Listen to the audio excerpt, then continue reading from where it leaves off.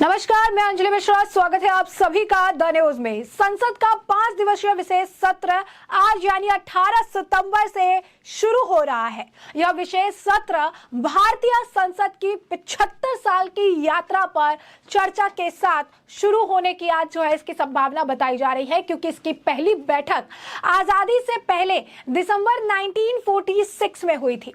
संसद के विशेष सत्र से पहले केंद्र ने कार्यवाही के लिए एक अस्थायी एजेंडा जारी किया।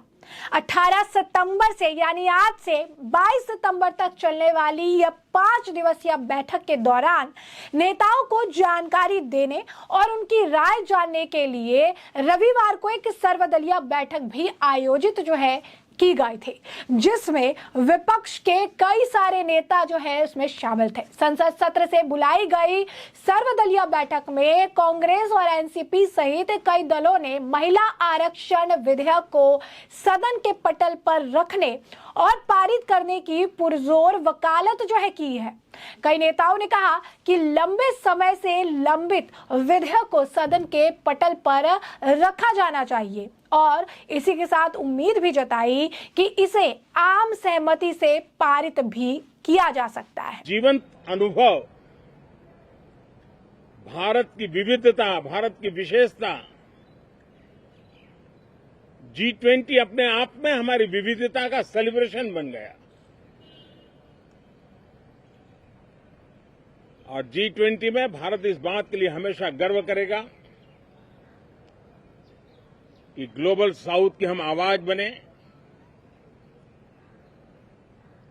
अफ्रीकन यूनियन को स्थायी सदस्यता और G20 में सर्वसम्मति से डिक्लेरेशन, ये सारी बातें भारत के उज्जवल भविष्य के संकेत दे रही है। कल यशोभूमि एक इंटरनेशनल कन्वेंशन सेंटर राष्ट्र को समर्पित हुआ। कल विश्वकर्मा जयंती थी।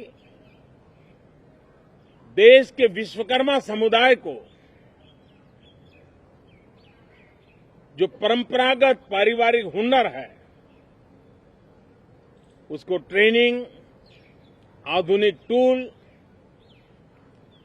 आर्थिक प्रबंधन और नए सिरे से ये विश्वकर्मा सामर्थ्य भारत की विकास यात्रा को आगे बढ़ाने में कैसे अपनी भूमिका अदा करे, ऐसे अनेक एक के बाद एक भारत के गौरव को बढ़ाने वाले, एक प्रकार से उत्सव का माहौल, उत्साह का माहौल, उमंग का माहौल और सारे देश में एक नया आत्मविश्वास हम सब अनुभव कर रहे हैं। उसी समय संसद का ये सत्र, इस पार्श्वभूमि में संसद का ये सत्र, ये सही है कि सत्र छोटा है, लेकिन समय के हिसाब से ये बहुत बड़ा है। ऐतिहासिक निर्णयों का एक सत्र है।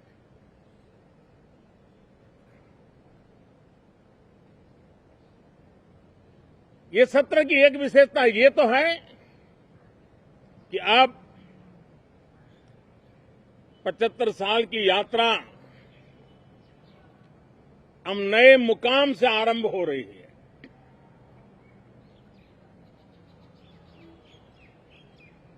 जिस मुकाम पर 75 साल की यात्रा की, वो अत्यंत प्रेरक पल, और अब नए स्थान पर उस यात्रा को आगे बढ़ाते समय नए संकल्प, नई ऊर्जा, नया विश्वास और समय सीमा में 2047 में इस देश को डेवलप कंट्री बना करके रहना है। इसके लिए आने वाले जितने भी निर्णय होने वाले हैं वो इस नए संसद भवन में होने वाले हैं और इसलिए अनेक प्रकार से महत्वपूर्ण ये सत्र है। मैं सभी आदरणीय सांसदों से आग्रह करता हूं कि छोटा सत्र है, ज्यादा से ज्यादा समय उनका मिले, उमंग और उत्साह के वातावरण में मिले। रोने धोने के लिए बहुत समय होता है, करते रहिए।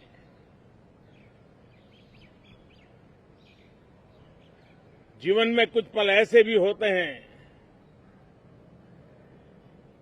जो उमंग से भर देते हैं, विश्वास से भर देते हैं।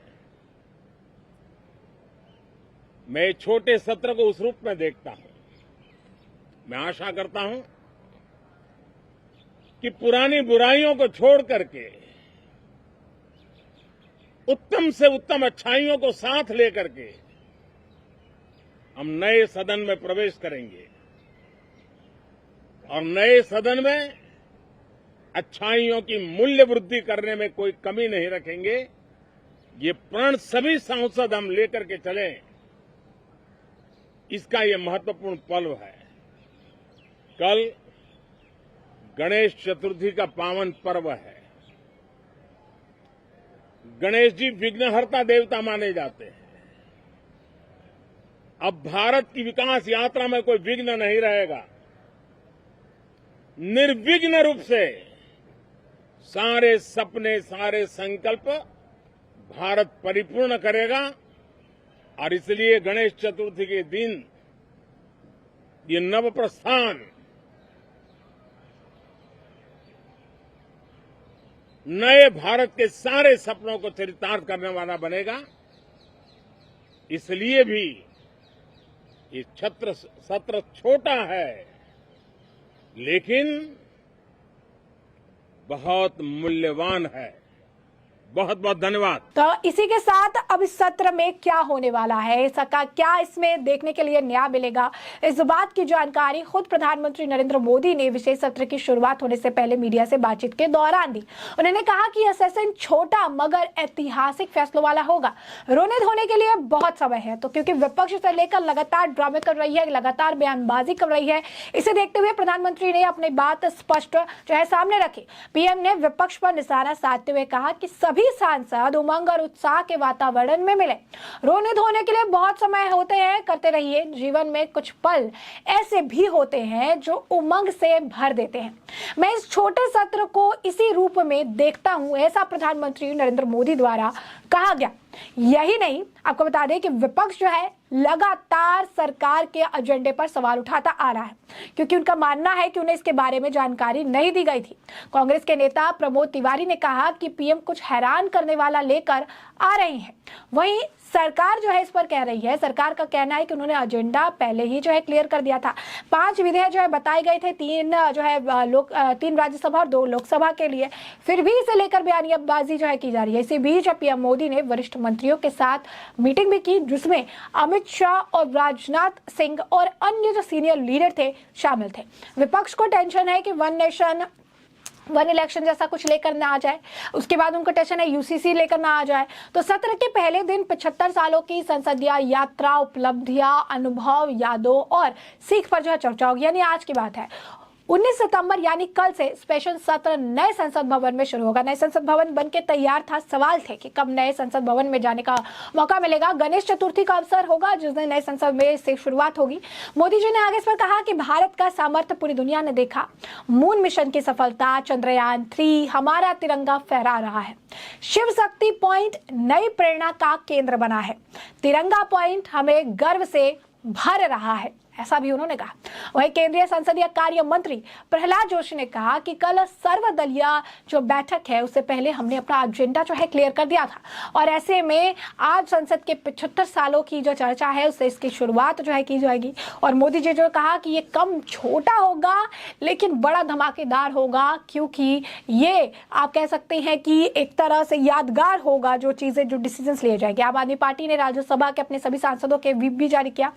उसके बाद 18 सितंबर से 22 सितंबर 2023 तक सदन में मौजूद रहने के लिए कहा। स्पेशल सत्र में 5 बैठकें होगी और इस दौरान 4 बिल जो है पेश किए जाएंगे, जिस पर सभी की निगाहें टिकी है। उधर विपक्षी पार्टियों ने सरकार से सवाल जवाब करने के लिए 9 मुद्दों की जो लिस्ट है वो तैयार की है, क्योंकि उनके पास कई मुद्दे हैं और इसे लेकर ही वो अभी तैयारी करके बैठे हैं। विपक्षी गठबंधन INDIA से 24 पार्टियां इस सेशन में हिस्सा लेगी, क्योंकि विपक्ष का गठजोड़ हुआ है और ये गठबंधन है और एक साथ एक एजेंडे को उठाने के प्रयास में है। इससे पहले 17 सितंबर को उपराष्ट्रपति जगदीप धनखड़ ने भी नई पार्लियामेंट को लेकर जो है बिल्डिंग में तिरंगा जो है फहराया था। वहीं बता दें आपको कि सत्र शुरू होने से पहले ऑल पार्टी मीटिंग जो है हुई। इस दौरान कई पार्टियों ने जिस तरीके से आपको कह दें कि महिला आरक्षण विधेयक है उसे पेश करने और इसके समर्थन में अपनी बातें जो है कही। उन्होंने कहा कि इसकी वकालत उन्होंने की कि इसे आप पेश कराएं, इसे आगे लेकर चले। महिला आरक्षण को लेकर जो है उन्होंने अपनी तरफ से दलीलें दी। वहीं इस विशेष सत्र से विपक्ष को काफी तकलीफ है, क्योंकि लगातार इसे बयानबाजियां इसे लेकर की जा रही है। कांग्रेस के नेता अधीर रंजन चौधरी भी अपनी जो है बातें इस पर कहते नजर आए, प्रतिक्रिया देते नजर आए। कहा कि मैं शुरू से ही कहता आ रहा हूं ये काफी जो है बेतुका है और सरकार के इस विशेष सत्र में इतने सारे विधेयक पारित करने का फैसला क्यों किया, इसे जो है ये उन्हें स्पष्ट करना चाहिए। विशेष सत्र आमतौर पर किसी विशेष एजेंडे के लिए बुलाए जो है जाते हैं और ऐसे में और उसे केवल उसी मुद्दे पर जो है इस पर चर्चा भी होती है, लेकिन सरकार की ओर से इस बारे में कोई जानकारी जो है हमें कोई स्पष्टता हमें नहीं दी गई है। और यह विशेष सत्र या नियमित सत्र है, हम जो है इस सरकार की वास्तविक मंशा को लेकर इस वक्त चिंतित है। उन्होंने कहा कि हमें PM मोदी से संसद में बोलने से कोई दिक्कत नहीं है।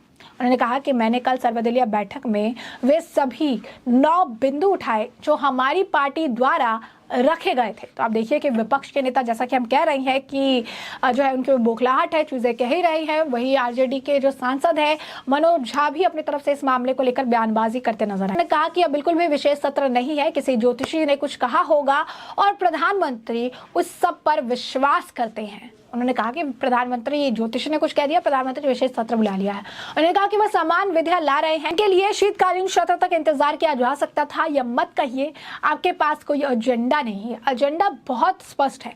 हम देखना चाहेंगे कि अन्य एजेंडे क्या है, लेकिन इसमें कुछ खास नहीं है, ऐसा मनोज के द्वारा कहा गया। तो वहीं दूसरी तरफ आपको बता दें कि आम आदमी पार्टी के सांसद संजय सिंह ने भी इस मामले को लेकर अपनी प्रतिक्रिया जो है जाहिर की है। संजय सिंह ने भी अपने तरफ से इसे लेकर बयानबाजी की है। क्या कुछ कहते नजर आए, जरा सुनिए। सर्वदलीय बैठक में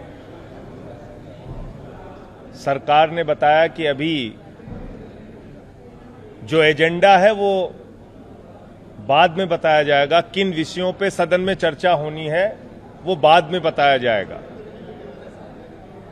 विपक्ष की सारी पार्टियों ने, इसके अलावा RLP ने, LJP ने एक स्वर में मांग की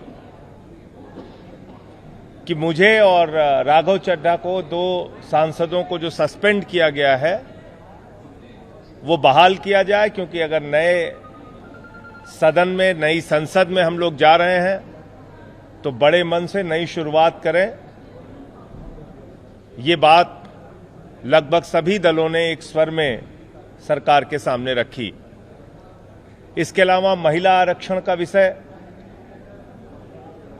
जाति जनगणना का विषय, मणिपुर का विषय, मेवात का विषय, अडानी का मामला, CAG की रिपोर्ट, इन तमाम मुद्दों पर भी सदन के अंदर चर्चा कराई जाए, ये बात ऑल पार्टी मीटिंग में हुई है। और साथ ही साथ पंजाब के मसले पर, पंजाब में रूरल डेवलपमेंट फंड जो सरकार नहीं दे रही है, लगभग 4000 करोड़ रुपए वो दिया जाए और बॉर्डर स्टेट होने के नाते स्पेशल पैकेज पंजाब को दिया जाए, ये विषय भी उठाया गया।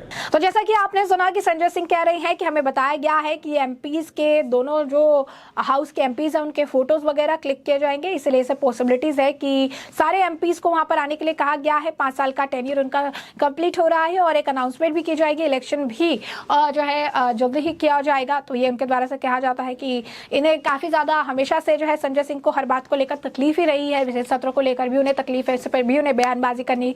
सिर्फ आपको बता दें कि संजय सिंह अकेले ऐसे व्यक्ति नहीं है, पूरा विपक्ष जो है इस वक्त इस वजह से परेशान है कि जो है किस लिए विशेष सत्र बुलाया जा रहा है। कुछ हटके तो एजेंडा नहीं होगा, कुछ हटके तो कुछ नहीं किया जाएगा। इसी तरीके से कांग्रेस के नेता शशि थरूर का भी बयान है स्पेशल सेशन पर, उन्होंने भी अपनी प्रतिक्रिया जो है जाहिर की है। जरा सुनिए क्या कह रहे हैं Shashi Tharoor. One nation one election को लेकर भी आप लोग बात रखेंगे सर अपनी, और चाइना का मैटर राहुल जी ने उठाया, लगातार उस पर बात हो रही है। सोनिया जी ने चिट्ठी लिखी थी करीब 9 चीज़ें के बारे में, लेकिन अब तक तो उनकी तरफ से कोई जवाब नहीं। मेरे ख्याल में अगर कोई ऐसे विषय आए तो हम बोलेंगे, अगर नया आए तो भी हम चाहेंगे कि इस विषय पे चर्चा हो जाए। मीटिंग में भी जा रहे हैं सर, उसको लेकर एक गणपति है, नाराजगी भी है कुछ सांसदों में। नहीं, मैं तो नाराज़ नहीं हूँ। अच्छा दिन पे जाना, नए जगह जाने में कोई गलत नहीं, लेकिन जाके देखेंगे। हमको किसी को नहीं दिखाया ना कि कैसे हैं हमारी हर रोज़ के जो एक्सपीरियंस है कैसे बदलेंगे, जाके देखेंगे। सर वन लास्ट क्वेश्चन, सनातन धर्म को लेकर जिस तरह से विवाद हो रहा है उस पर भी संसद में बात होगी, पीएम भी शायद बोल सकते हैं, गृह मंत्री बोलेंगे, कांग्रेस का क्या स्टैंड है आप लोग? देखिए, हम लोग तो ऐसे कुछ नहीं कहा ना। हमने क्या कहा? हमने कहा कि हमारी पार्टी के ये विश्वास है कि सर्वधर्म समभाव। तो इस